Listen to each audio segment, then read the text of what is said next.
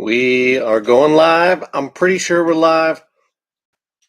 Now we're definitely live. What's up, everybody? It's Tyler with Hooksets Are Free. Welcome back to the channel. It is about 9:10 p.m. here on Thursday night, January 12th, 2023. Hope you guys are doing well. Hope you're having a great evening if you're watching this live, or great day, or whenever it is if you're watching this back on the replay. I am going to have a little glass of bourbon tonight, as is fairly typical for me on these live streams. So if you are watching live, please feel free to join me in a drink. I have not been very active so far this year in getting on here and starting to stream. So I apologize for being a little bit slow with that. So let me make sure I get the chat turned on correctly here. It defaults to top chat instead of live chat.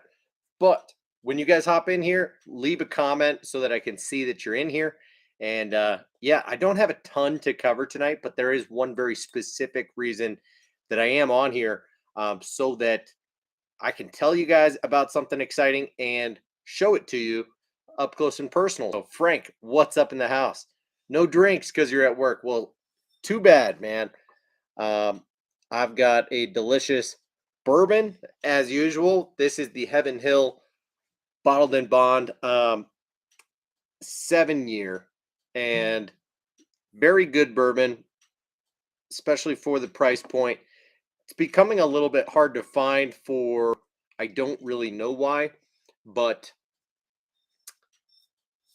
yeah, it's allocated now, which is kind of silly. So they're limiting one per customer in a lot of liquor stores, kind of like they're doing with Buffalo Trace and a few others. So kind of annoying, but cheers to you, Frank. Sorry you can't be joining me. Cheers to anybody else watching right now. Hope everybody is doing well.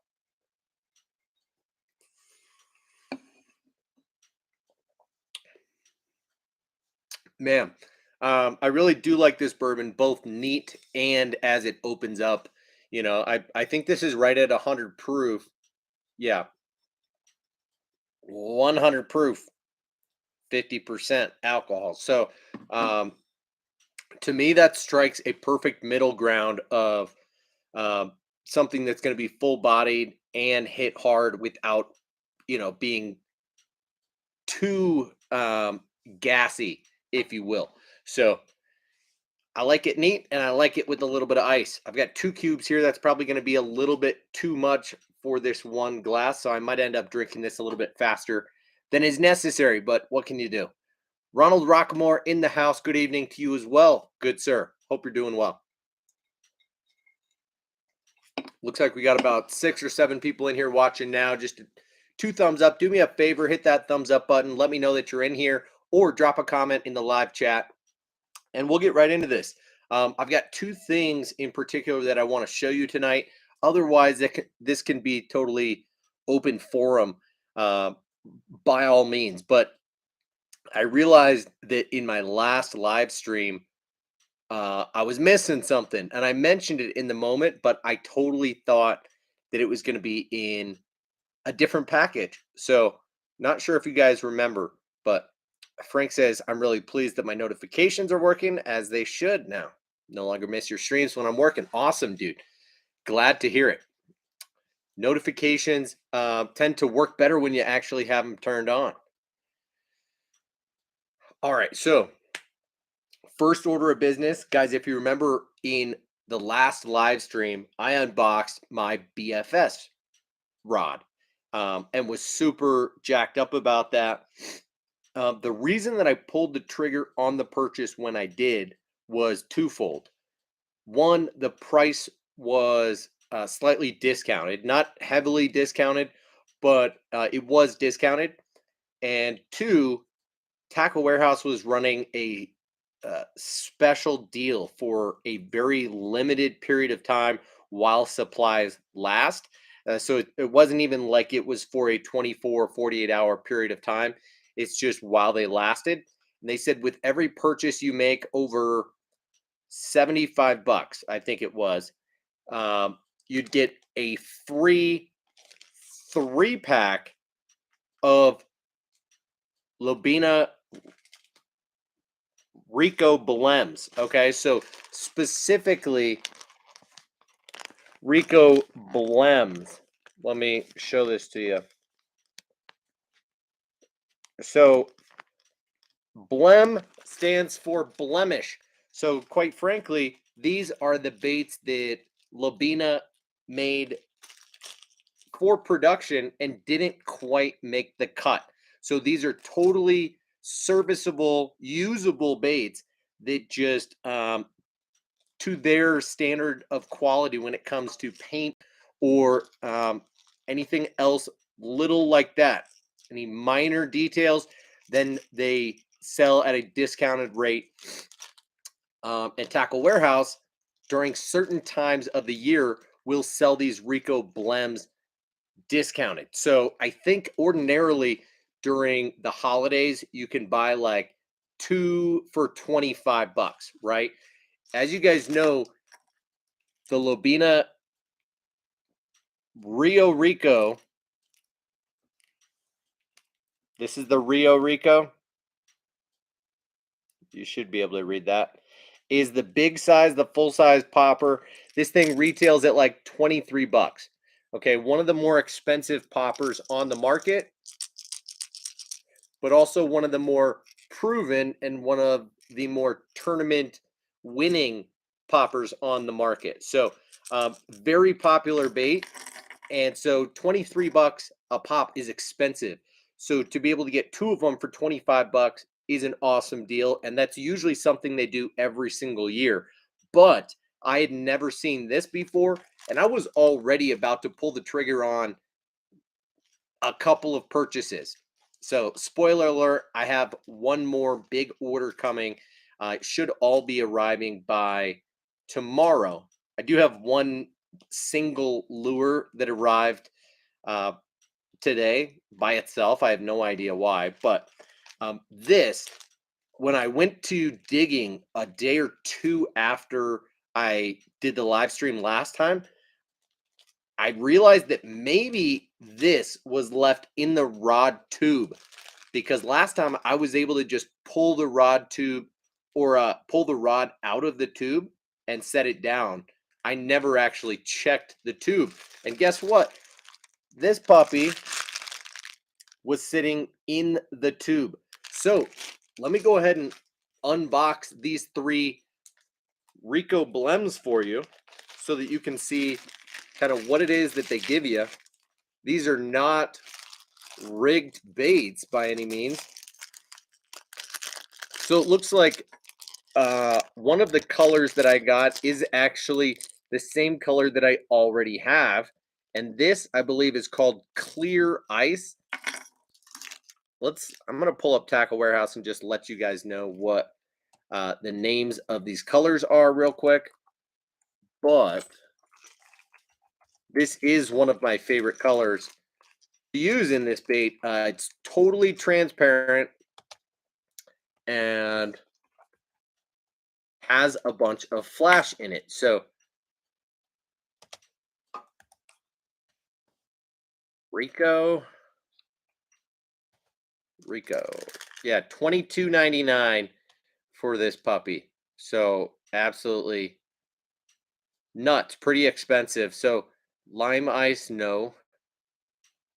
I have hammer shad. It's called Clear Ice. Yep. So unfortunately, I can't show you because I'm not on StreamYard, but this is the color right here. Totally transparent with a little bit of that flash built in there. So this is the one that I paid full price for, or maybe had bought at like 15% off during a 4th of July or Black Friday sale or what have you. But I paid right at about $20 for this thing right here.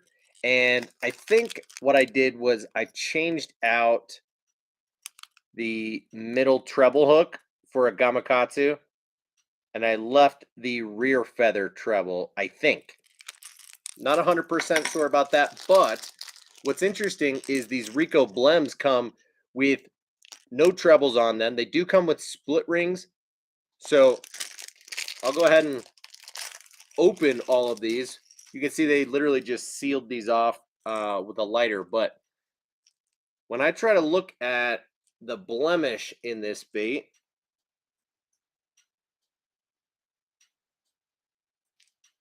um,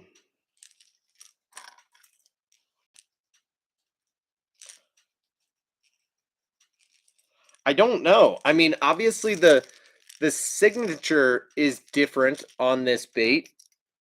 You can see that it is on the belly of the bait of this blem instead of stamped on top, where you can see that the original has Rio Rico on top.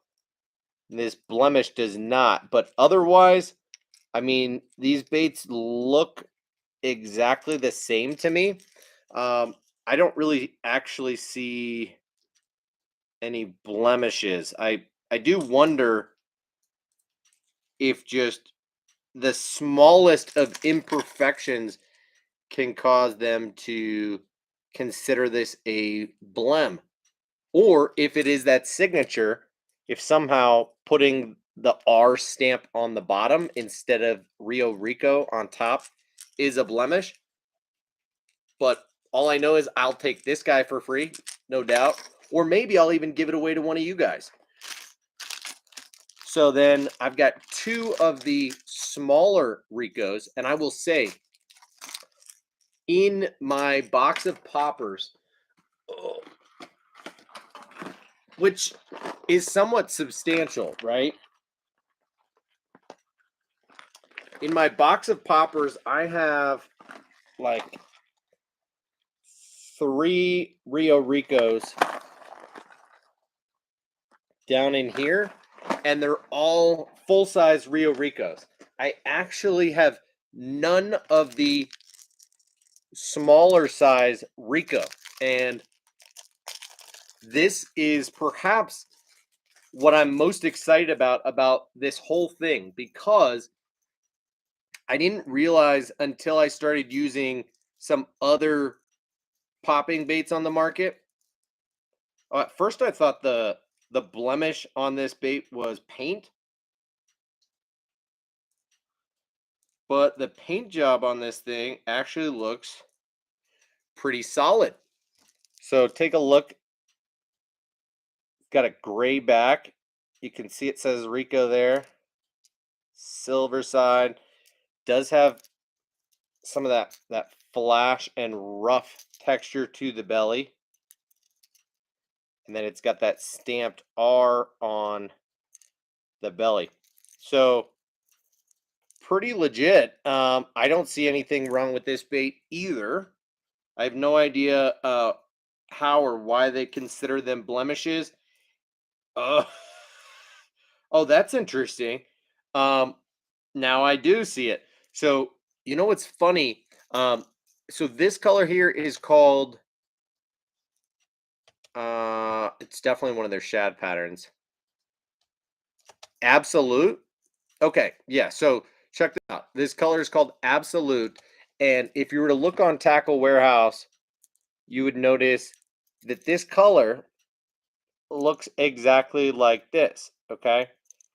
The main thing here and the reason for the blemish is these fins. Okay. You see these yellow fins painted on here? They're green on this side. I don't know if you can tell, but the paint color is yellow on this side and green on this side. And I guess that was enough for them to call it a blemish. So here's what I wanted to show you, and the main reason that I'm excited about the Rico versus the Rio Rico is that these baits have a different profile. It's not like these are the exact same bait and we have a larger and a smaller version. We don't actually. Um, what you'll notice is a much flatter um, angle on the Rio Rico, like it was just chopped, okay? Whereas the Rio Rico has this cup, a little bit more traditional to say a blooping style popper lip that has been shaved down on the chin. Okay, so it's got this steep curve, but with more of a top lip than the traditional Rio Rico does. The Rio Rico still has a very concave nose, and is a very good blooping popper, but I find this to be more of a standard popper. And the advice that Rick Clun gives about the Rico, I find that it applies much more appropriately with this guy, with this style of face, um, being one that you can chug and move along very quickly on the surface of the water, and entice fish into biting in a different sort of way than you can with other poppers. So the third one included in here is just a perfect bone color here. I don't really see any imperfections in this bait either. It looks like, okay. Oh, I don't know if it's going to focus for you. This is, can you see right here? Look not at my fingernails, but at the seam where this bait is pressed together, running up, right up there. There's like a little bit of crack where the paint wasn't all the way filled in, doesn't seal. That's such a small imperfection. Um, Otherwise, this bait is in excellent condition. And I'm pumped to have 3 of these for the price of none. So they come with split rings on them. As you can see, we've got 2 different sizes here. I did bring my scale down here so I can tell you what these weigh without hooks on them. And then we'll go ahead and put some hooks on them and decide what is the most appropriate size. And I should address you guys in the comments because I haven't been, and I'm sure you guys are chatting. So 10.7 grams, about 3/8 on the full size, and 5.1 on the junior. So what is that? 3/16. So that is roughly what we're looking at, 3/16 and 3/8 without hooks. So let me address you guys in the comments real quick, and then we'll throw some hooks on these and talk about preferred replacement trebles. In this case, we're not even replacing them, we're just placing them. But yo, everybody. Adam says, my October order just came. What in the world? From where, dude? That's ridiculous. Tim, I have not really, because I've tried it with the full size Rico, the Rio Rico, and I haven't found the right application or perhaps been doing it right. And I think a lot of it has to do with the profile and the way these baits are. So I'm definitely going to give it a shot with the small size Rico as the water warms up and those fish are pushing and chasing bluegill up shallow, especially post spawn when the bluegill are spawning, is when I see it um, being a thing. But also, yeah, I'm gonna do it all summer and fall. Just try and see if I can tap into that. It's a pretty cool concept, cool retrieve. Brendan in the house. What's up, Brendan? How you doing? Adam says, no, Clun did that in the 90s and fish know better now. Yeah, right. Fish that knew anything in the 90s died like 20 plus years ago, dude. Um, Fish don't know better than that. Let's be honest. Brendan, you say there's way too many feathers on that treble. I agree. There are too many feathers on this treble. Probably double the amount that I would put on here. Um, I'll show you some of my feather trebles in a second as we go to put some on these baits, okay? Tim says, yeah, I was going to say I haven't had too much luck with that retrieve myself. Then again, I'm not a big popper guy. I wasn't a big popper guy until like 2 years ago. I experimented a lot up until that point, but didn't really develop a huge amount of confidence in poppers and think to use them as a go-to technique in a lot of situations until somewhat recently. So I understand.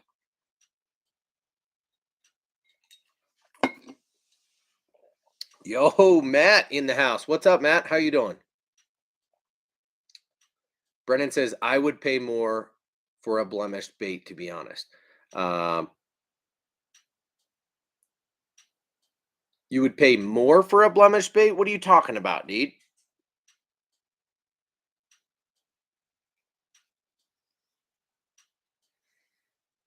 Hmm.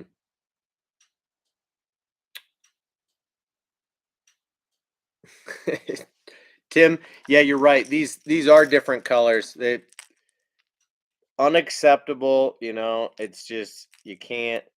I think it's honestly that they forgot to stamp Rio Rico on top of this bait. I think these days they're stamping the R on the bottom as well. Lobina was like acquired by someone not that long ago, but I think they just missed putting this bait in the thing that stamps Rio Rico on top, and that's the blemish in this bait. And then this one, the absolute color, it's just yellow on one side, green on the other when it comes to these gills. Can you see that? That's green. That's yellow. You might not even be able to see it as well as me. It's a lot more obvious to me, but kind of crazy that that would be the blemish that they just ran out of paint. And then this one that they didn't use quite enough paint. And right there,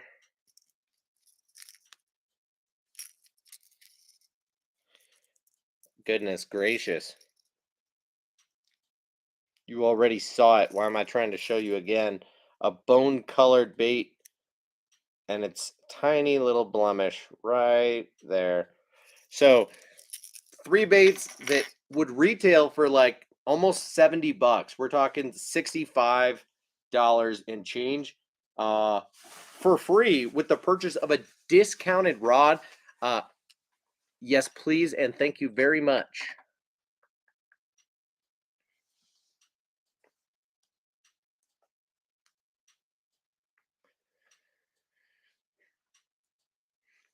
Brennan says you want those blends because there's sometimes subtle differences that can make your bait slightly different enough to get more bites. Look at how much guys are paying for OG warts. That's a good point.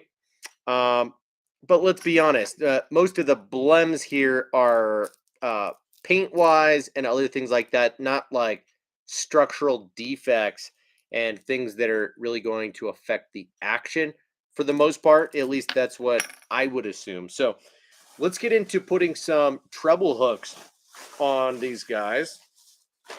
Um,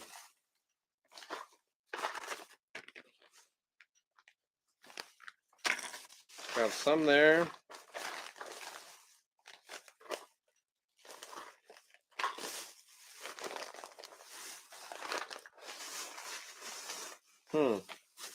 I don't know if this is fully the right box, but for the right bag. But we'll find out in a second here if we've got the right hooks.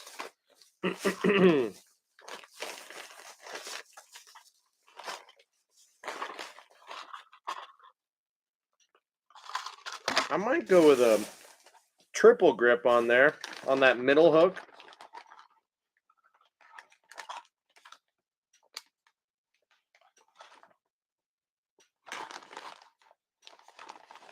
All right.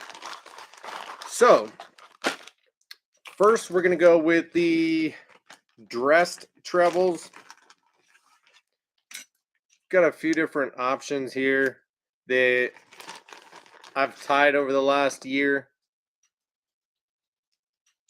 Yeah, I've got some standard white ones. And I think these are all tied on owner ST36s. Some more white and some white and chartreuse. Got some white and some black with a little flash in there. And then I got some that are just straight flash. So let's go traditional for like this bone one. Go with a white.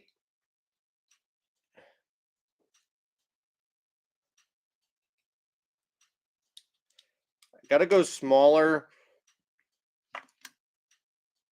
on these little guys.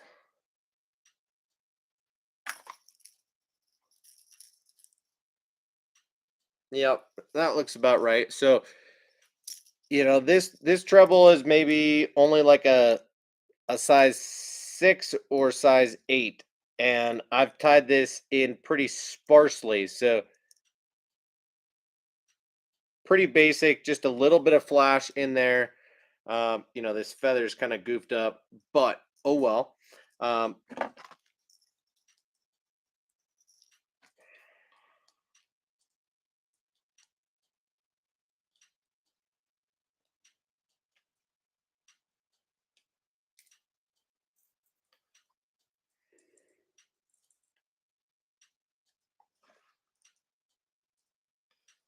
All right, get her on there.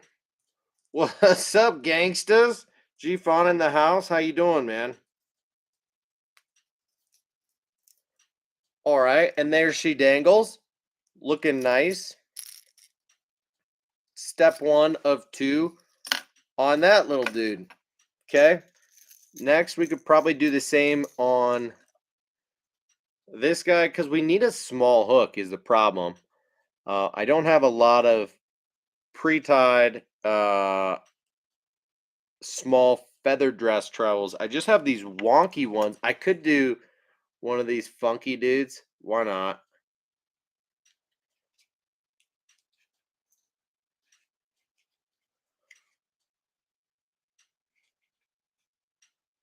Wow. What color-wise? You know, we got some gold, we got some silver, we got some straight, more clear flash. What color should I go with? Maybe those are just overkill, like just weird. Uh, you know what? Screw it. I'm gonna do it. I'm gonna match it to the bottom of the bait. You know, you can't necessarily see, but the Ricos and some of these other baits have this wild finish on the bottom of the bait that is kind of gritty and has a lot of flash and stuff built into it. So I think this will actually go fairly well.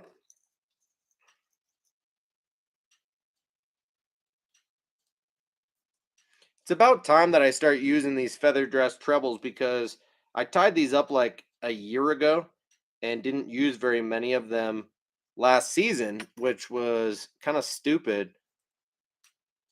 I've been tying a lot of flies again as of late, the last few weeks. And so I very well might get into tying some more hair jigs and other things like that. Um, if you guys are interested in having me tie anything for you, I'd be happy to. You know, I should just tie up a bunch of hair jigs like this and make a point to fish them early and often this season. Okay, that's treble numero dos. And let's go with number 3. We can go with a bigger hook on this guy. So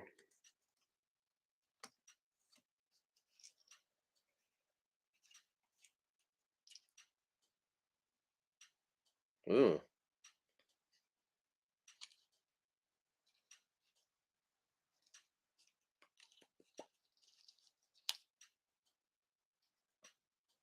It's kind of an ugly one. Maybe I got a bunch of ugly ones. Was this just a bad batch or what?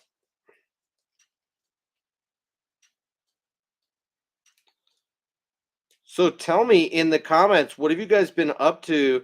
Have you guys been fishing yet this year or what? You know, I'm planning on going BFS fishing really as soon as possible. Hopefully in the next month. I tried to force the issue and go fly fishing last weekend when I was up in the mountains with my kids. Both my daughters just had a ski lesson, but I could not get my son to go down for a nap so that I could step out of the car and do a little fishing. But I still tried when he wasn't sleeping. Made probably 10 casts, got snagged twice, lost 4 flies. So awesome. Slash not, but we are halfway on these trebles. We got the feathers on these puppies. So you'll notice here is the main one. On this guy, we got about a size 4 treble. And then on these dudes, we got more like a size 6 or 8. Not 100% sure about that. But this is the one that I went a little bit weird on with that treble hook. So now we'll move on to the middle treble. And this is where, you know, everyone's got their own opinion. Sometimes I will go with a triple grip style hook. Ooh. Like the Mustad triple grip. This is in the size 6, so this is going to work on one of these smaller baits. I'll show you what it looks like paired up with that Gamakatsu. No, I think these are owner. Let me check. No, so these little guys are actually Gamakatsu trebles. You can tell by the finish on them and the hook gap. But these bigger ones, these are owner ST36. Okay, so I'm using 2 different style hooks as the rear that is that more round bend style hook, which I do prefer typically on the rear hook. On crankbaits and other small hard body baits with treble hooks, I sometimes do like more of an extra wide gap style hook for the front or middle treble hook, depending on how they're eating the bait or depending on the size of the bait. That's where I will go to an EWG. So in this situation, I'm going to put this guy right here on this bone colored one, and you'll get to see what this just looks like. Ever so classic. Okay, let me catch up on these comments. Caro Ferg in the house. Yo, yo. How you doing tonight, Caro?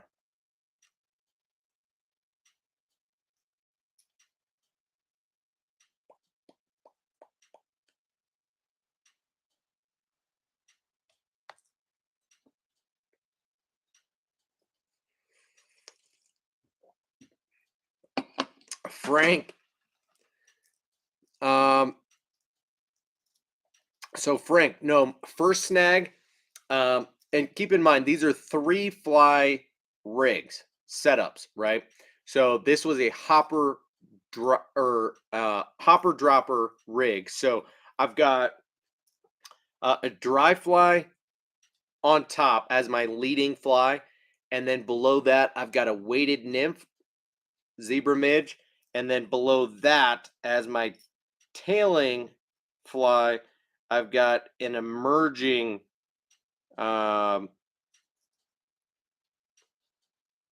emerging nymph.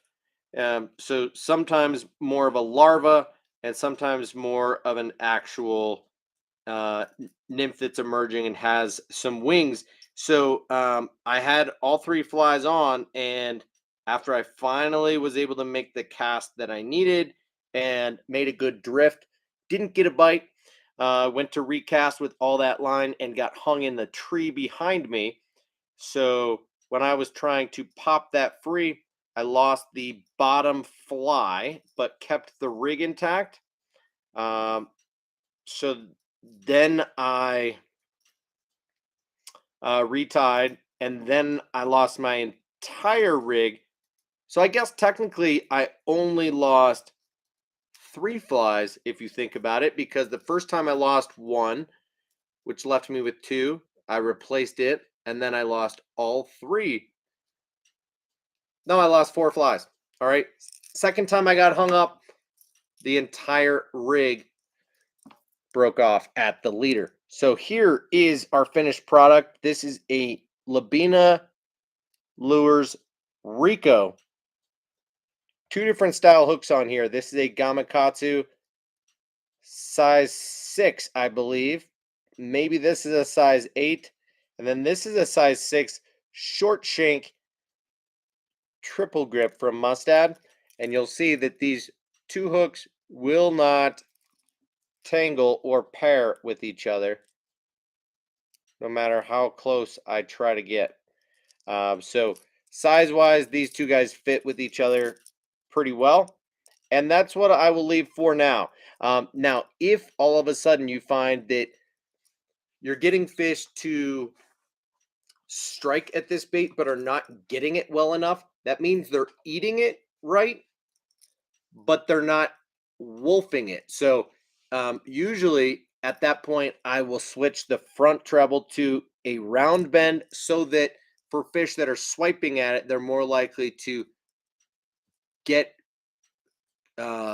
caught with the round bend and get hung, not foul hooked per se, but I think the hookup ratio is better with a round bend, and the landing ratio is better with an EWG, because once they're actually hooked up on an EWG, they tend to stay pinned quite a bit better with that gap.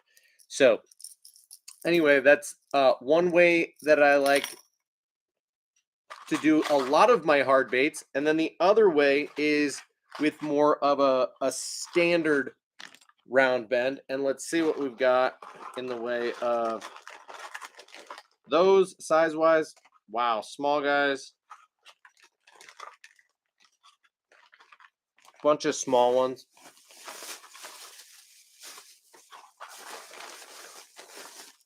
All right, here's a size 6. Size 6 Gamakatsu.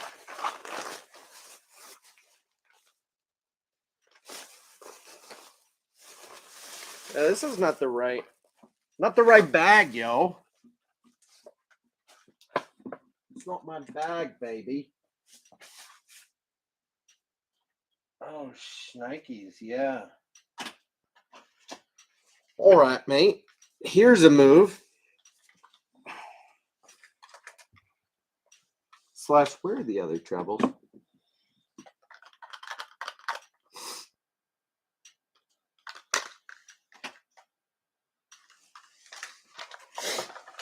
All right. So here's something that I do as well, is take something like the bladed hybrid trebles from BMC and throw these guys on the middle treble of a hard bait. So this is the size 6, and the bladed trebles just essentially have a built-in swivel, split ring, and a willow blade. So these are pretty sweet. And I'm going to go ahead and put this guy on this one here. And then we're going to get a little bit of extra flash that way.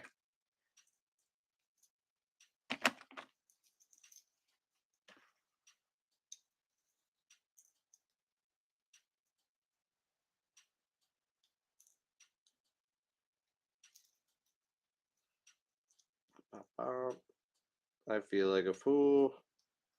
Sometimes this is where like my coordination and steadiness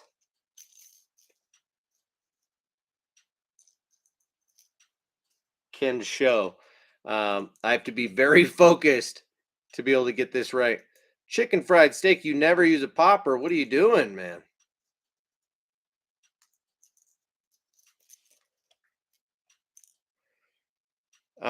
Brennan says, Tyler, what have you been up to? Will you take a stab at bait making this winter? I'll probably not much. I've been busy working and just busy with the family and prioritizing skiing a little bit. So that plus fly tying, and I will prioritize fly fishing some this winter. So here we have our final product.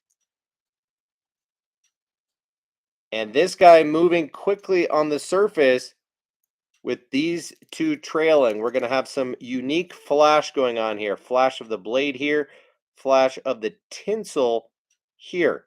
So a little bit of a different look on this guy compared to a little bit more of a traditional look in what we put on with this bone Rico. And then on the full size, we've got a traditional feathered treble on the back. And I don't quite know. We do have a bladed treble in a size 2, but that is probably going to be too large. So I don't see any.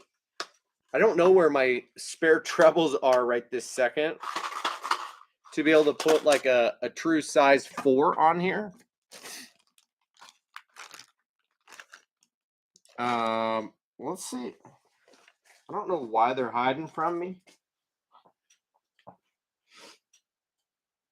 Here, treble, treble, treble.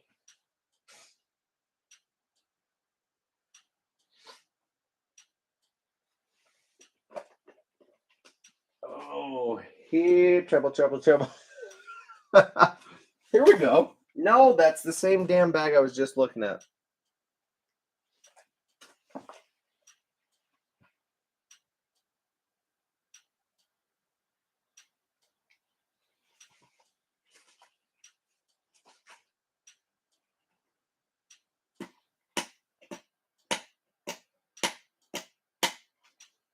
Oh, whatever.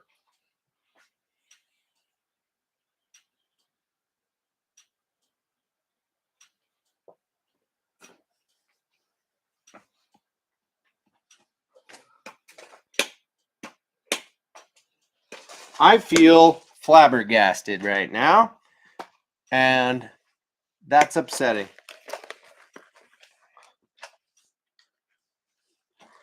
And of course, like right after I look and everything, I just see a random pack of owner ST36 in a size 4. Of course, this would be. I can't find all my treble hooks, but the one pack that are jumping out at me are the right ones. So let's go ahead and attach this one. And these 3 baits will be ready to rock and be loaded into the tackle box. I might just give one of these puppies away to you guys. I don't know. I mean, the giveaway pile is growing. I need to start giving it away.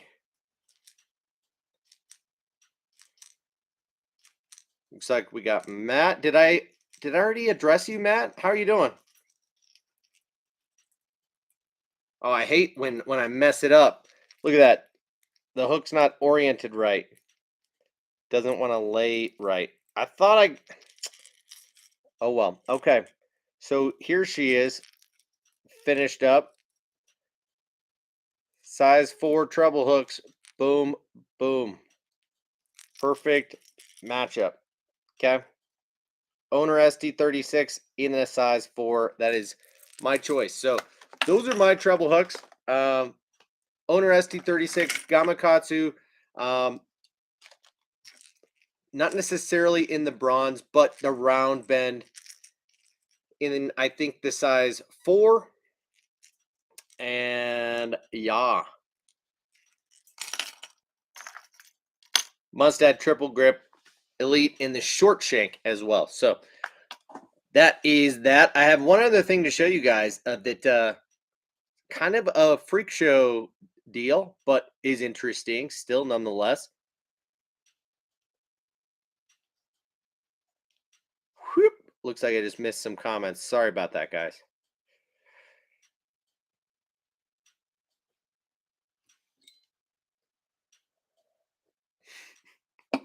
Chicken fried steak, the old bag swap trick. You know, right when I thought I found it, turns out it was the same damn bag that I just put away. That was hilarious. And why do you never use a popper, man? Maybe you need to change that. You got to get on that popper game. You know what I mean? I have poppers seemingly everywhere, and I have a lot of them, and I do use them a lot. In the summer months, it's one of the best and most fun ways to get bit in calm water, pressured waters, and especially around small fish. You know, it's a great way to get bit.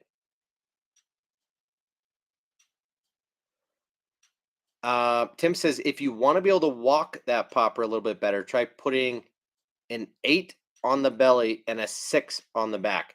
Um, what this little guy, 8 on the back, 6 on the front. 6 on the back, 8 on the front, so it leans forward a little bit better. Um, interesting.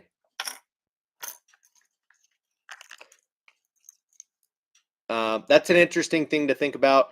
And honestly, I think this modification will automatically do that for this bait with the added weight of the blade and swivel and split ring on here. So you're going to get a little bit heavier of a treble compared to what you'd get in a normal size 6. But that's good advice, and I appreciate you mentioning that, dude.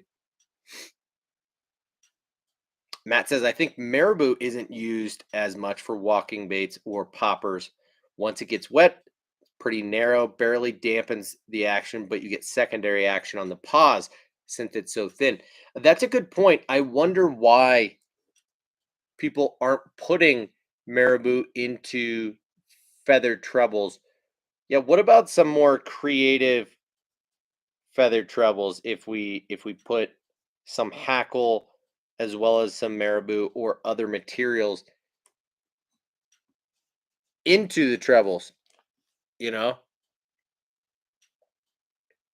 I don't know that rubber or silicone is necessarily the move. I've tried that before in doing feathered trebles with uh silicone and rubber. It felt weird, looked weird. I didn't even have enough confidence to really get it out on the water and give it a real spin. But you tell me what your thoughts are about treble hooks that are just one step further.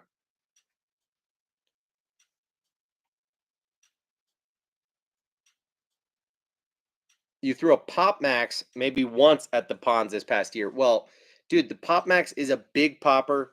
You got to play around. I find that downsizing and really like a quarter-ounce popper can be absolutely deadly. It used to not be something that I had a ton of confidence in, but these days, that's not true anymore.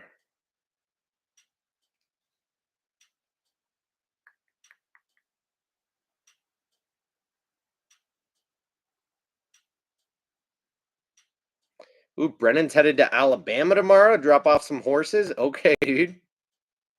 That does sound like a lot of truck driving. Dang. Marabou trebles. Tim says he does it. Okay. Well, send us a couple pictures, dude. I'd love to see those.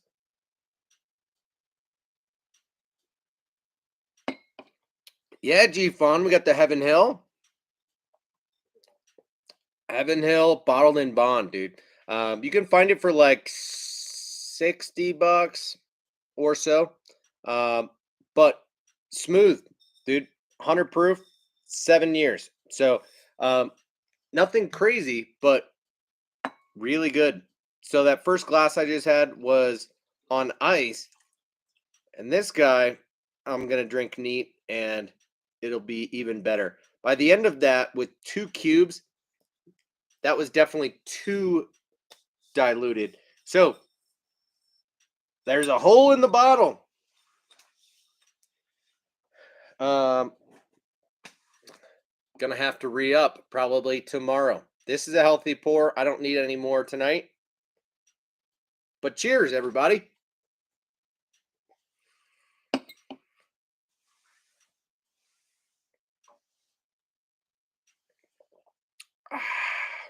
Ooh, that's delicious. So good.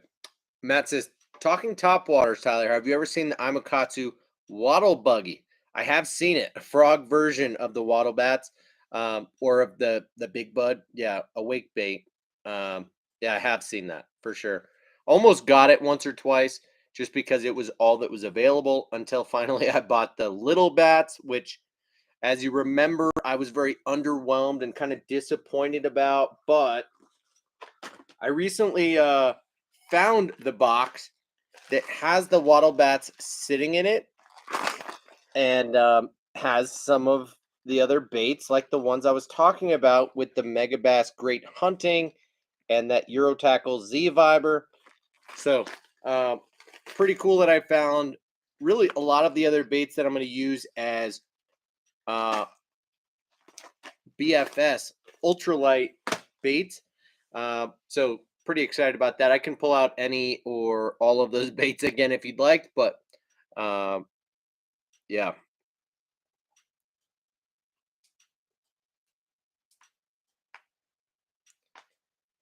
Yeah, Tim, I'm not really intending to walk this little guy as much. I I plan to fish this thing pretty fast, and who knows? It depends on what the action on the water actually looks like. If it walks with ease, then by all means, I might do more of that. But there are already baits that I have confidence in being able to do that with. So in my eyes, I'm gonna try and tap into it and figure out the fast retrieve that is just a steady, quick retrieve, almost reeling it in and making it skip on the surface. Um, but I haven't done it before. Brendan says, I'm just imagining a popper with silicone on the hooks. It would look like two little jigs under the bait. Yeah, I mean, who knows? Would it work, right? I don't know, dude. G Font says, I love trying your bourbon recommendations, bro. Tonight I'm chilling on some whiskey. Yamazaki type of night. Nice, dude. Awesome.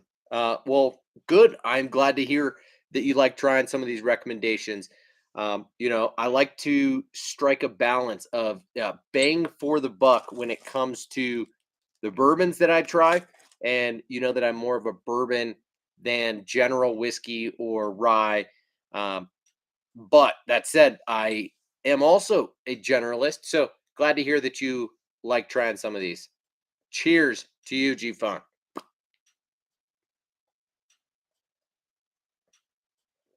Well, Tim, picture worthy is so subjective, and who cares, man? We want to see it.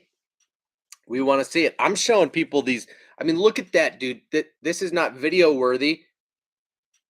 I mean, I put some bad pieces of marabou in here for sure, and I put way too much in this hair jig. Look at this. Poof. Right? I mean, I don't know. You guys, you think that looks good? I Sometimes you just gotta fool around and try some wacky stuff, you know. Um, so I'm definitely gonna try marabou feather trebles. Like this marabou jig needs to get wet because once this gets wet, it's gonna tighten down, and I think that profile is gonna be nice. It's super puffy right now out of the water, but once this compacts down, I've flared some of these pieces of marabou out intentionally on some of them, and then on others, not quite as much. And so these will be a little bit more compact straight out of the gate, just a little bit less material overall, but I feel like I should tie more jigs.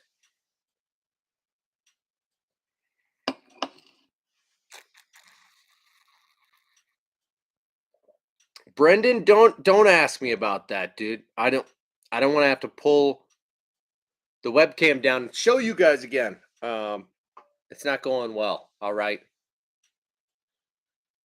Cut me some slack, bro. I'm trying.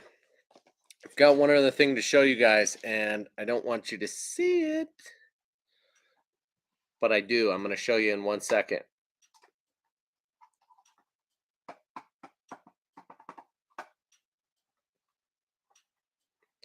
Tim, what are you tying mostly, dude? It's awesome to hear that you've stepped your game up significantly.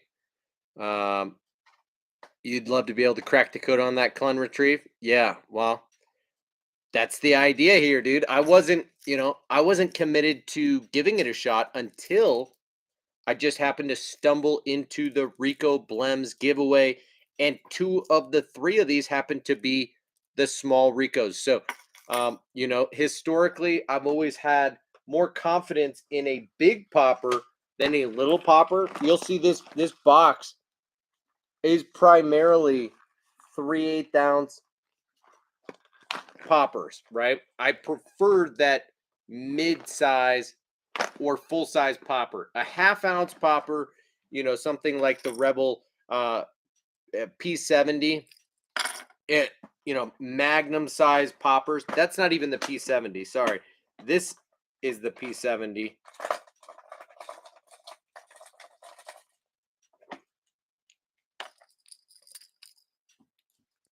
Oh, it's close. Okay, so it is close. Yeah, so this is a magnum size popper, but most of what I have are like the full size 3/8 ounce poppers, and I do have some that are smaller, and there have been some that just have worked some magic for me, like the old Rebel Pop Bar in this 1/4 ounce size.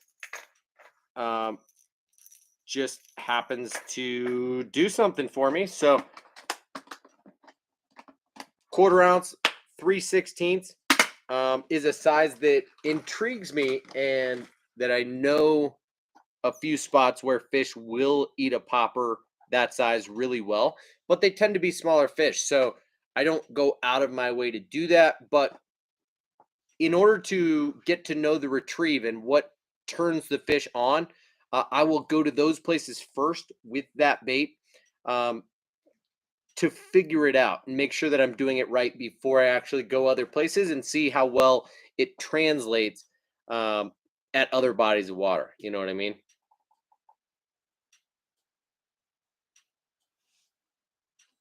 Living rubber for an accent, says Tim. Hmm.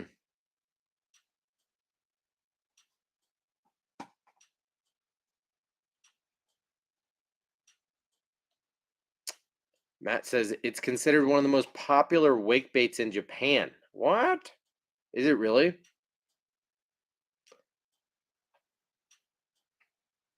Which wake bait? The one you already talked about, dude?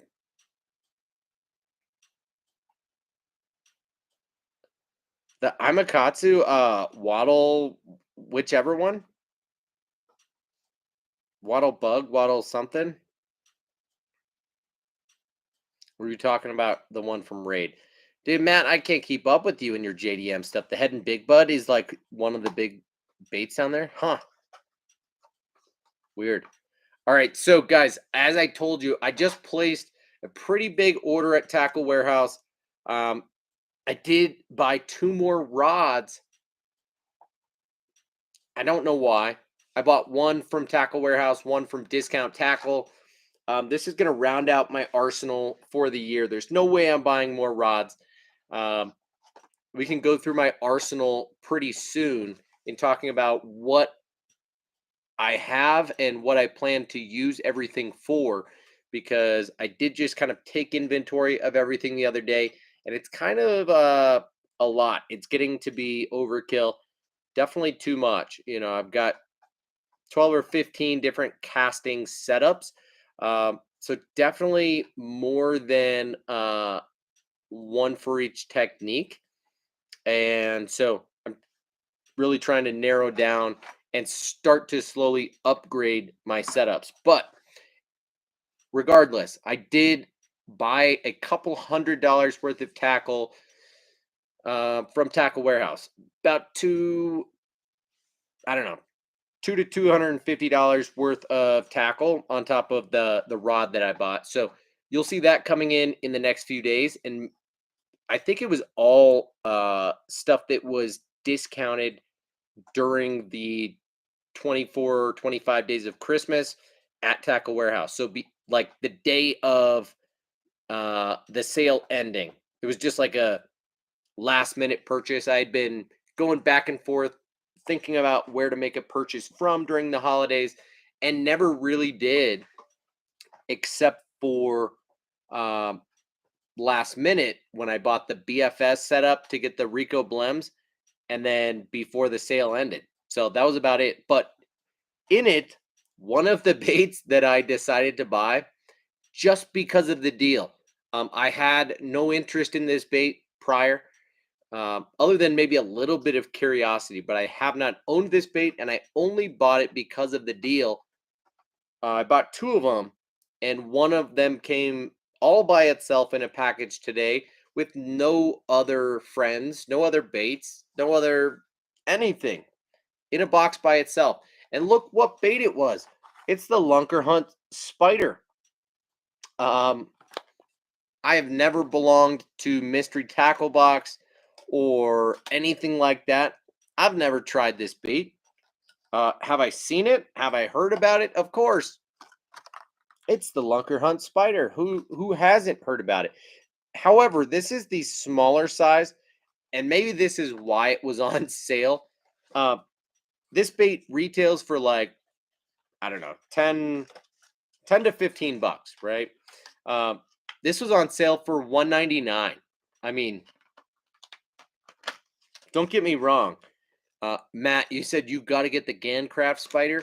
No, I'm this. Please understand me. I am not a spider guy. Um, I didn't buy this because like I think this is going to be the deal. I bought it because it was $2, and for $2, I'll try anything. So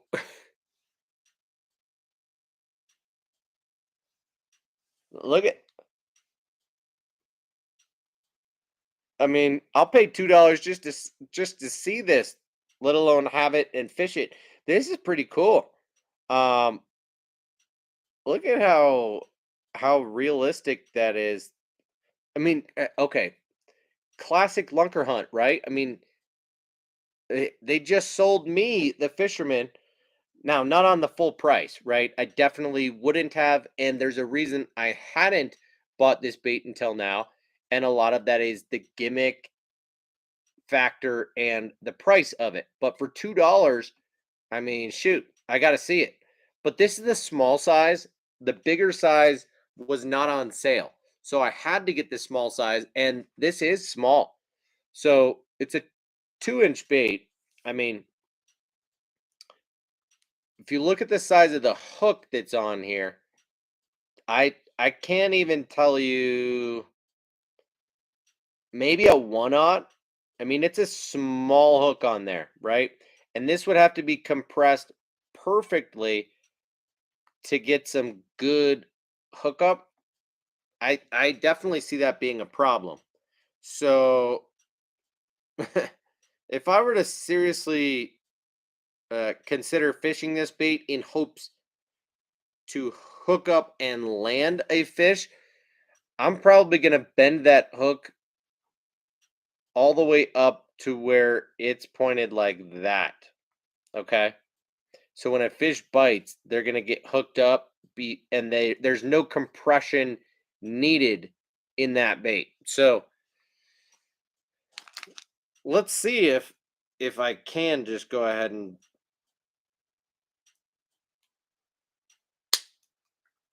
crank this up.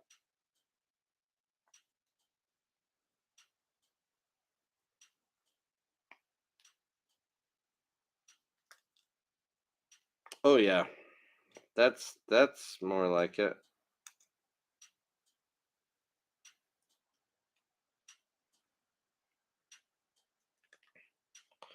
Okie doke. So check this out now. Yeah, yeah, boy. Look at that. Anything comes up on that, and they don't even have to compress it. They're getting hooked the second that they grab that bait. Okay. So that is probably a little bit more appropriate for how this bait ought to be. You saw how that was just a minute ago in bent down and hugged tight to the body as if I'm going to be putting this in a tree or something. But in reality, this is going to be laying on top of whatever I am fishing, and it's not going to get hung. Okay. The sides of the bait are going to almost be protected by the legs. So it would take a lot to get this thing snagged. And this way, the hookup ratio on this bait is going to be probably, I don't know, 5 times better. So, boom, that's modification number one. And I will give this bait a shot at some point. But that is the Lunker Hunt Phantom Spider for $2. Okay. I mean, it's worth a shot now, at least in the way of like a challenge video or something like that, just to fool around. If I know that the fish are biting, or if I'm night fishing or something like that, maybe this could be the deal in the right conditions. So I don't know. Uh, let's see. For 199, they make great Halloween decorations, says G Fun. That's a good point, dude.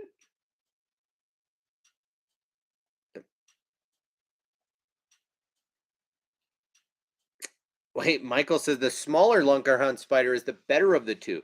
Burley fishing gets crap about using it, but they do work. I have a few. Okay, nice. Yeah, Carl, I also like the colors on this. Pretty legit and realistic. I like this color as well.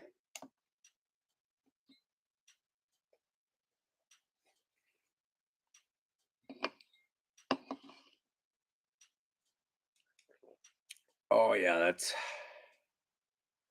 that is good.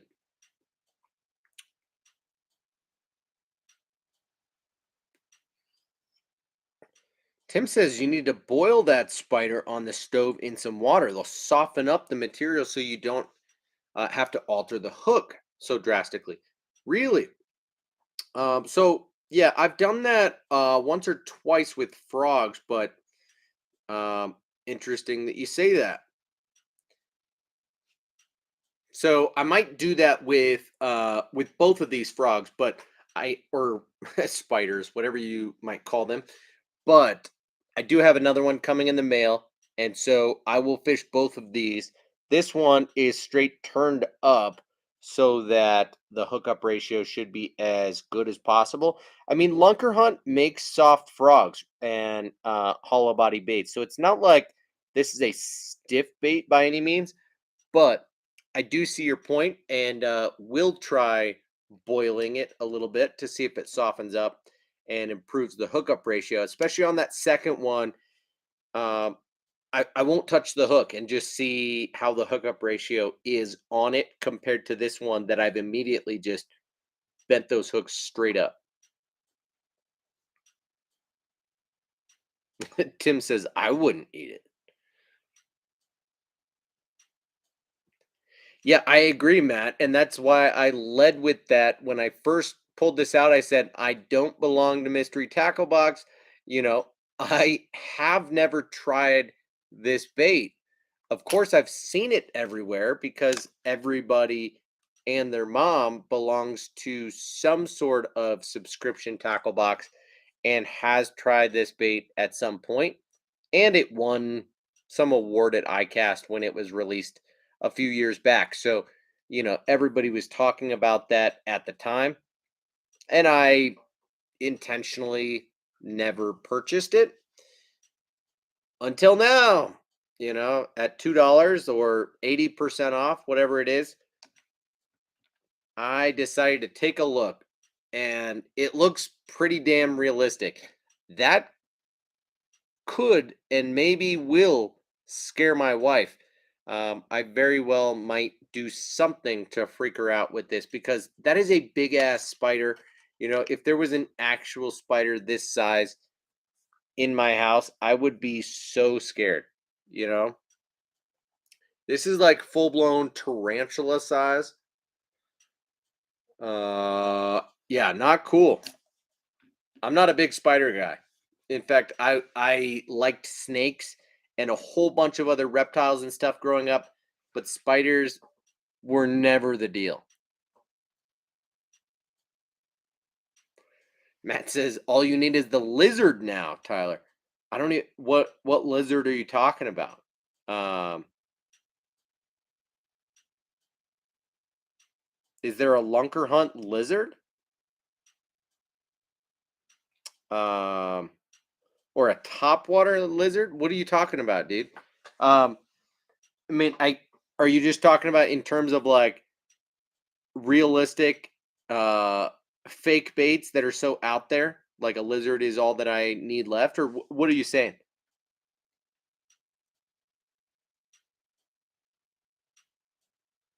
You're right, Brennan. ICAST awards are a joke. They have been really since that time, or maybe since forever. I don't know, but that's about as far back as I go in terms of interest in that type of thing. So, yeah, that's a fair point that you make.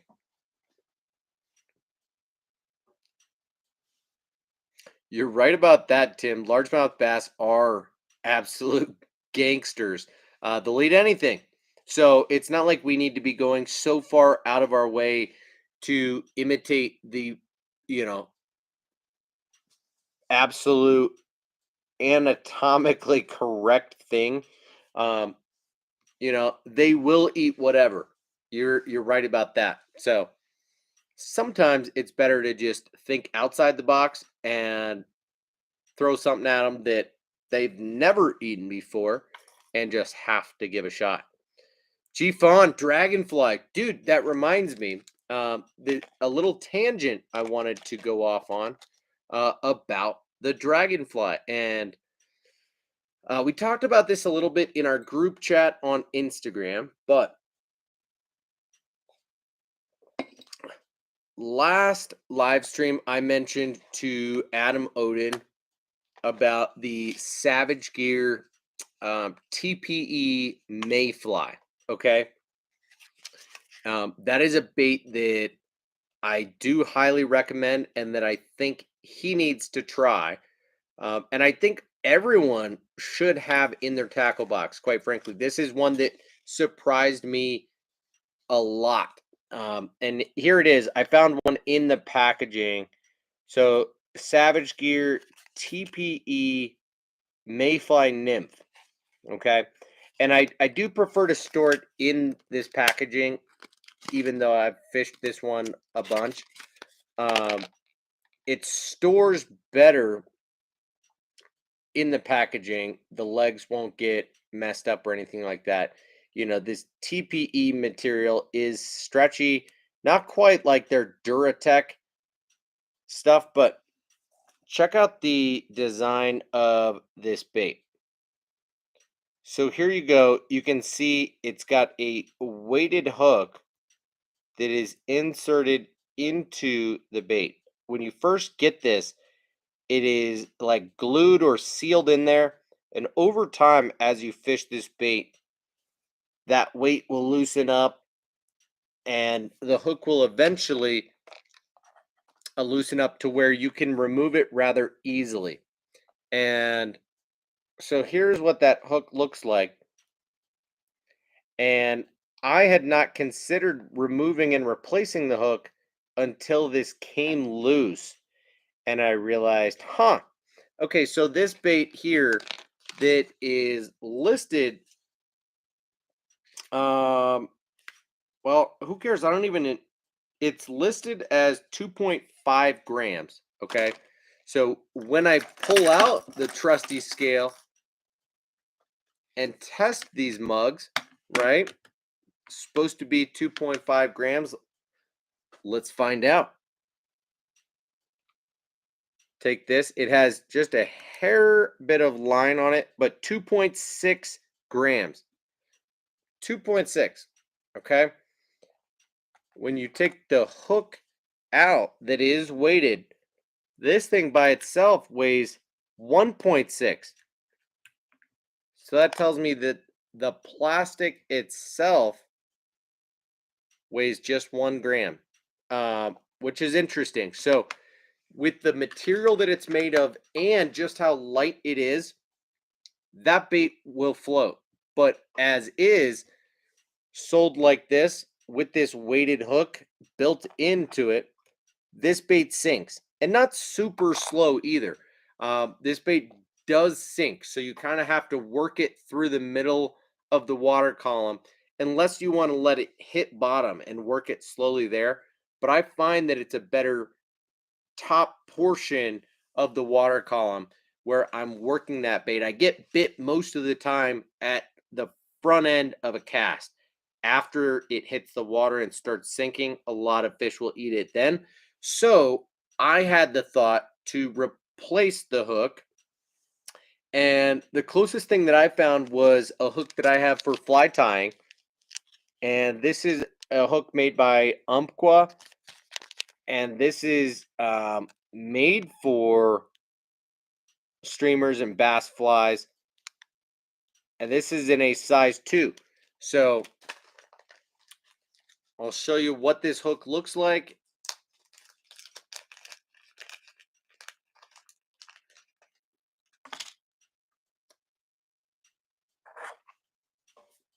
Ow. Just hooked myself a little bit. So side by side, you'll see that these two hooks do actually look. Uh-oh.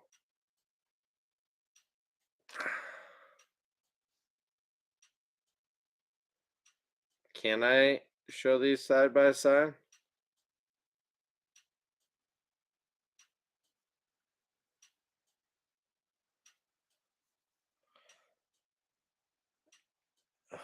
Oh, I almost had it.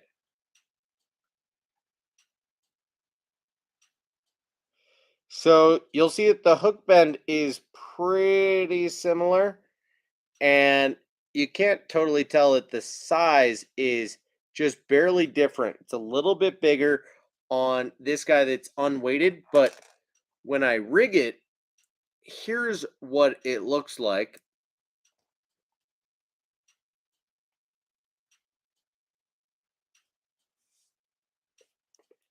So it's big, but I don't think it's overkill in terms of length on the bait. This is gonna sit on the surface as a top water bait. So the fish will not be able to see the hook at all. Okay, this is what the profile is gonna look like from the bottom.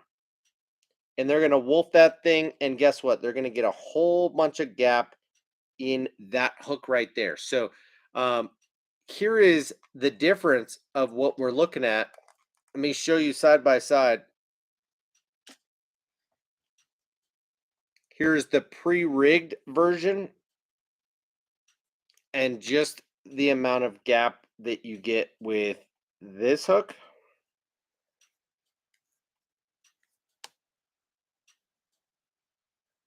Okay. And then here's what you get with this custom rigged. And I get that I could rig that a little bit better. I could go with a smaller hook, but um again, because this is going to sit up, I'm not terribly worried about that and what the fish are seeing. So, um, yeah, that is. Let's see. When I have it rigged on the hook that is weightless, instead of 2.6 grams, this weighs 1.29. So literally half the weight. And that is going to push the limits of my BFS setup right there at 1.29 grams. So yeah, I don't know. We'll see. I'm very curious to find out what the sweet spot of the BFS setup is. It says it rated for like 1/16 to 5/16, which is a really wide range in terms of lure rating. So I'm wondering if maybe more like an eighth or um, even a little bit lighter than that. If maybe like 2.5 to 3 grams is really the true sweet spot on that setup. But I'm super excited and curious to try that out because I've got, as we talked about last time, I've got this entire box of ultralight, small crankbaits and poppers and things like that. But I also have another box of more lipless jerk baits, things like that that are also in the same realm. So to think that I'm there are a handful of baits out there that, in my opinion, maybe I purchased either because I didn't know any better or because they were slight novelty items. Um, so this one I didn't know any better, right? This is the Imakatsu waddle bats. Super cool bait that has a blade here that spins like so freely. But as you can see from a size standpoint, it's a very little bait. I didn't know that when I purchased it, so that was disappointing at first, but now that I have some gear that can throw this bait, and not just that, but throw it well, that gets me pretty excited because I did not throw this bait one time after picking it up last year and seeing what it was and just being sad, to be spending $20 per bait for a little guy like this. 5 grams. Okay, so this is 3/16. Um, that is pretty substantial. This is heavier than an eighth. So this is almost going to be the top end in terms of weight.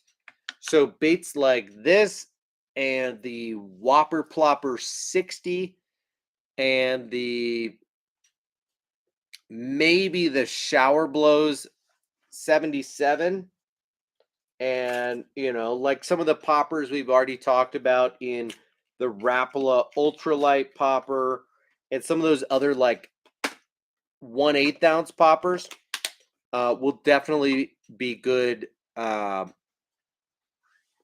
you know top water applications for BFS, but also be kind of pushing the weight limit of what is considered normal or acceptable for that. So I'm excited.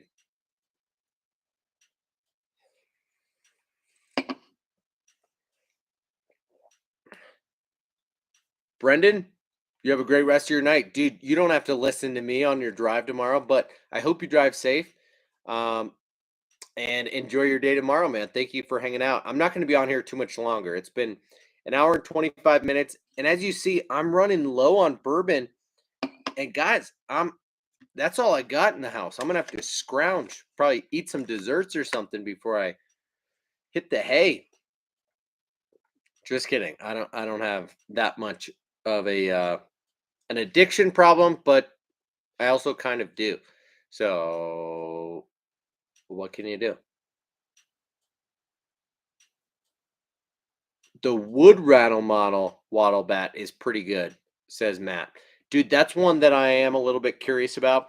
And I've been thinking more about rattles as of late because I recently saw and heard in a video the sound of the new Berkeley Frit side in the clickin' version.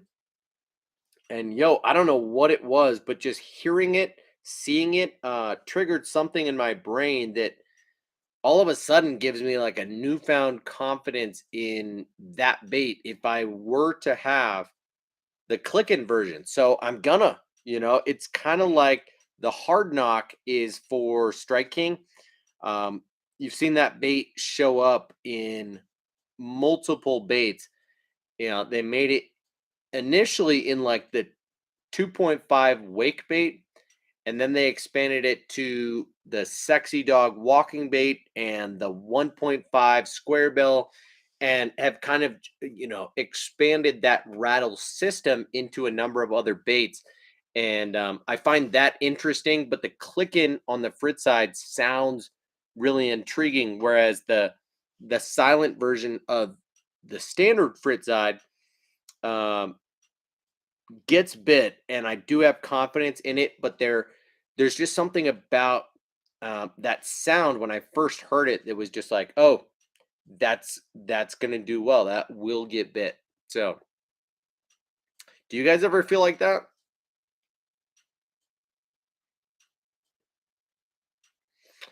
Big Fishin 419 says favorite spinnerbait trailers. So, dude, spinnerbaits I do not throw as much as I should, or maybe even as much as my my fellow fishermen, right? So typically speaking, I would opt for something like a Kitech Swing Impact Fat 3.8. Uh, a boot tail swim bait is going to be like my number one option for a swim jig or a spinner bait. I want a bait fish profile most of the time. Then branching out from there, if I want the bait to ride higher in the water column, then I'll throw something like a menace grub rigged vertically. Uh, sorry, this is vertically, this is horizontally. So if I want it to ride higher in the column, I'll rig it horizontally so that this thing kicks like that. Okay. But usually on a spinner bait, I'm throwing a straight tail or a natural profile. So I do like something like the Jackal Eye Shad, which is just a straight tail, more along the lines of like a um, Hog Farmer Spunk Shad or something of the sort. So anything in that realm and all the way up to just a straight up single tail grub will work fine. So um, I prefer dead action trailers or straight tail trailers more on bladed jigs than I do on spinner baits. So when it comes to a straight tail, like the Jackal Eye Shad or the Yamamoto Izeko or something like that, that's more of a bladed jig trailer for me, not a spinnerbait trailer. On a spinnerbait, I'm usually going to go with something that has complementary action. So a boot tail swim bait or a double tail grub or a single tail grub that's going to just have a little bit of kicking and secondary action on the back of the spinnerbait behind that trailer. But Tim or chicken fried steak, I'm with you on that. A spinnerbait is another one that I don't throw enough of, which is why sometimes I go out of my way to customize baits and throw, say, underspins or things like that. Um,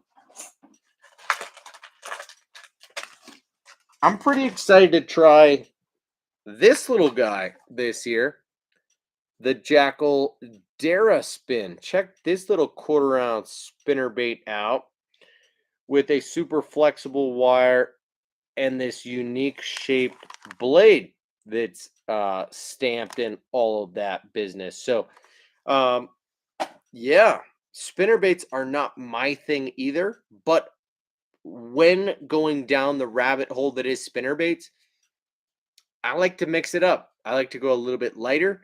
I like to think about blade combinations or blade types, different colors, different skirt materials. If I'm gonna go that route, which for me, for whatever reason, a spinnerbait just seems boring.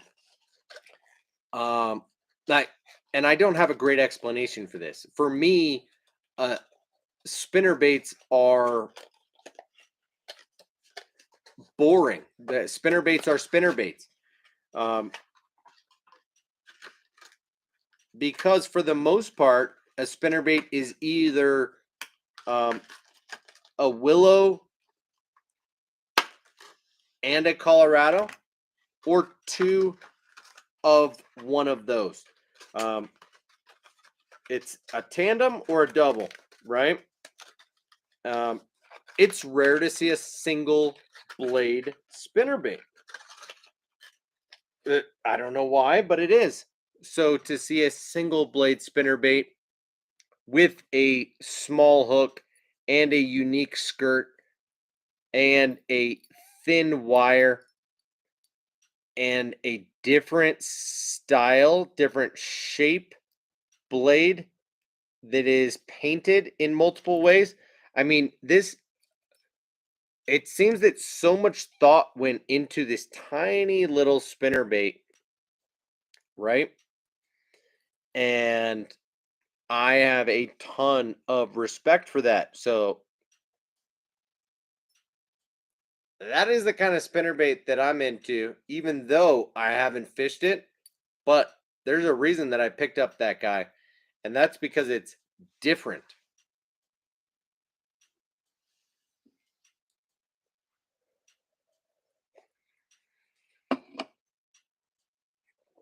Whoa, Matt says I rarely use a trailer for my spinners. Seem to do better with a what? I just lost your comment. Seem to do better without them, but sometimes they help if they're being picky. So I threw a trailer on a spinnerbait like 90% of the time. Sometimes I will opt out of a trailer and just go to a trailer hook instead. A spinnerbait is one of those situations where I throw a trailer hook like, I don't know, a third of the time, maybe a quarter of the time. I find that I have really bad luck with getting trailer hooks hung up. So whenever I put a trailer hook on, I seem to get my bait hung up and lose the bait. So for the sake of confidence, I err on the side of no trailer hook more often than not, and feel more confident putting my bait in riskier places, um, and knowing that I'm going to get it out. Now, is that actual truth or just my own perception? Probably my own perception, but we're all in that same boat, right? Who knows?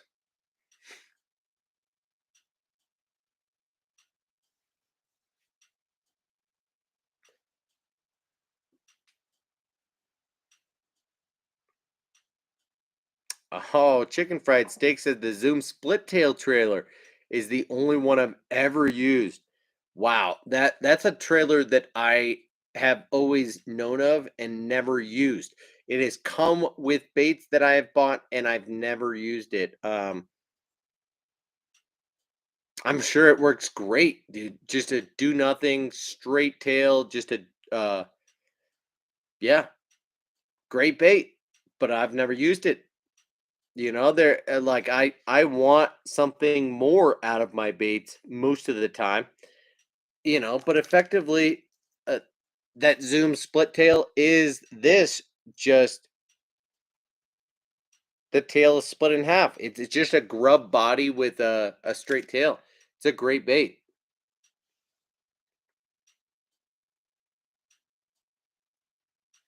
Matt says that Beeble spinnerbait from Bottom Up is one that you need to try out, Tyler, because I know you like chatterbaits, and in a way, it's similar because they have that chattering blade in the front. Yeah, dude, that blade is weird to me. I do need to try that. You're right. I mean, I don't think I've seen a company put a blade right here that gets trapped and cannot travel up and down the wire. It gets trapped here and causes a vibration in the entire bait. Um, that's a cool idea, and thank you for the reminder, Matt. I definitely need to look into that. But isn't it like 20 bucks for a spinnerbait, man? That's expensive, dude. Matt says don't use trailer hooks. Um, I snag too much. Also, I think it's more important on picking the right spinnerbait and good design spinner. Okay.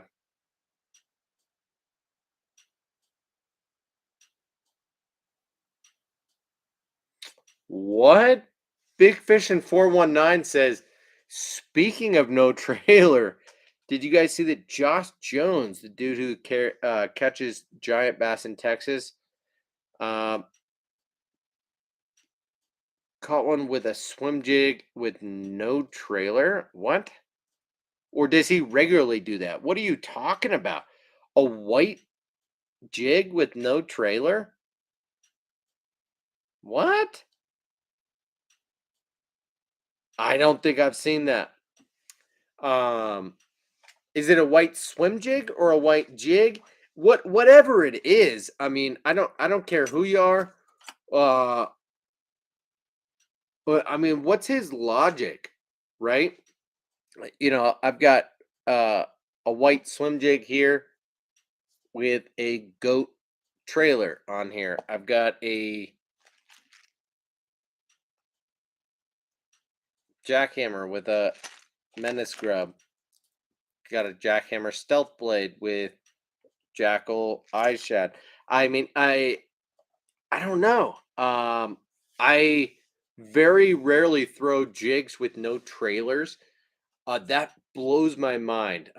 Sometimes I will on a spinnerbait, like Matt said, just go no trailer, throw it naked, let the blades and maybe the trailer hook uh, do the work. Let the skirt and the blades do the work.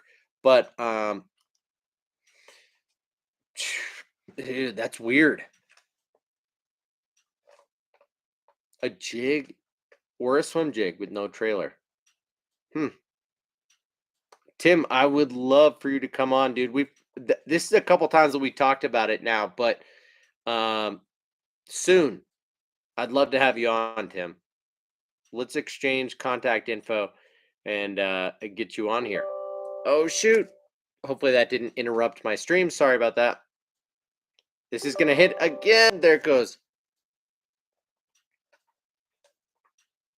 He was on Zaldane's podcast. Okay.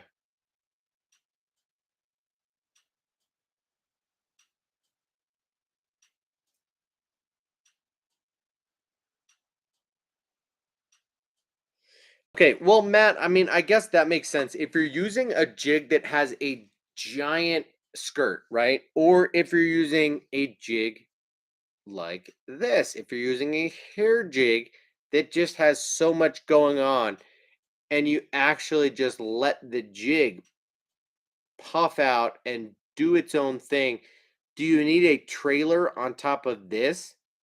No, you don't.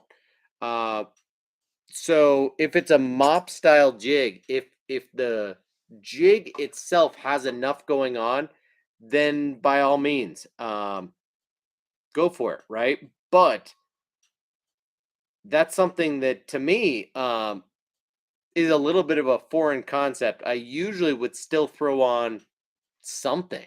Um, that kind of weirds me out. I don't even know what to say about it. He does it regularly. He used the 6 cent swim jig with no trailer. What? Multiple double digit bass like that, his logic is more of a finesse and different look. What? Okay, so are you telling me This dude takes a swim jig like this, the 6 cents Divine Swim Jig, and he puts no trailer on it. He just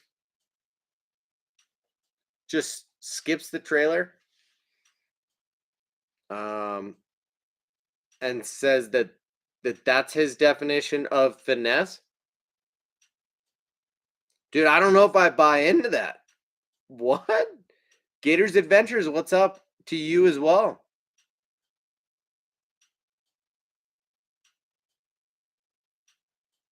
Frank says, I won't use a trailer hook on a spinnerbait. I'm sad for a month if my trailer hook hurts a fish. I hear you, Frank. Makes sense. If you're not fishing tourneys, you can't afford to lose a fish.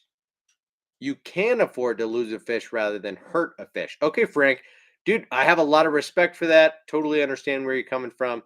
I understand that everyone's going to feel a little bit different about that in terms of where they are on the spectrum of their experience, their passion for catching fish, all of that stuff. So, all the power to you. I understand where you're coming from.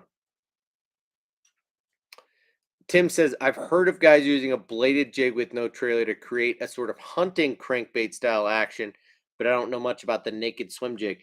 Um, Dude, the naked chatterbait to me is too much.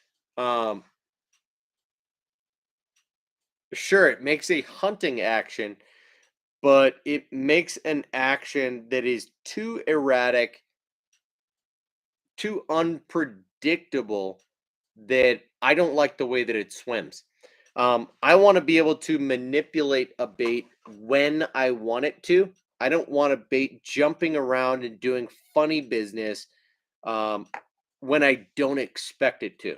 Okay, so that's a huge deal for me, and a reason that I do throw a straight tail on a chatterbait and can pump my reel or um, my rod and make the bait do something funny. And I know, generally speaking, where it's going, what it's doing, how it's jumping, hopping, rising, or falling.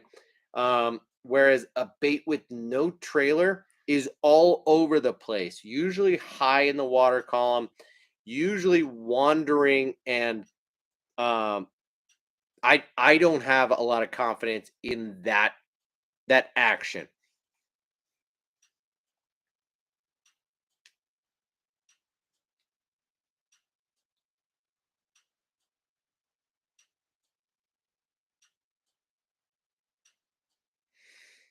And sorry, I just got quiet. All of a sudden, I'm going to finish this whiskey. I'm going to get out of here in a couple of minutes. We've been on for a while, hour and 44 minutes. Oh, wait. So Josh cuts off the weed guard too? So a swim jig with no weed guard and no trailer.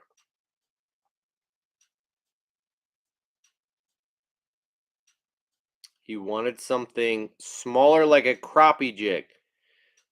Well, sounds like that's exactly what he did and managed to catch some giant bass on it.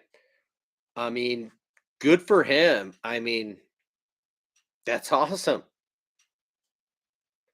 Chicken Fried Steak says, I used a chatterbait no trailer last year up at Clear Lake, bed fishing in April, and they were all over it. Nice. I mean, I hear you. I believe you. But is there a reason that you didn't throw the trailer? I mean, had you run out of trailers? Were you being lazy, or was there some strategy to it? Because I don't know how much I buy into that, you know. But guys, listen, I'm getting out of here. We've been on for an hour and 44 and a half minutes. It's been super fun. Time seems to fly by whenever I hop on here. I need to have Tim and a few other of you guys on here to join me live sometime. That would be super fun. I love the small tight knit community that we have. Thank you guys so much for hanging out tonight. There's a good chance I'm going to be on tomorrow night.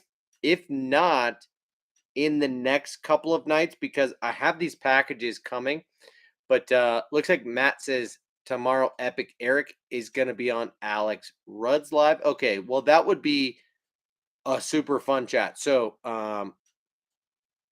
nice.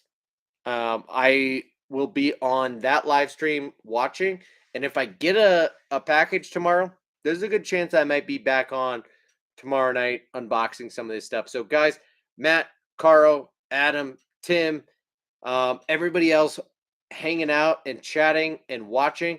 Appreciate y'all. Have a great rest of your night, and I'll see you again soon.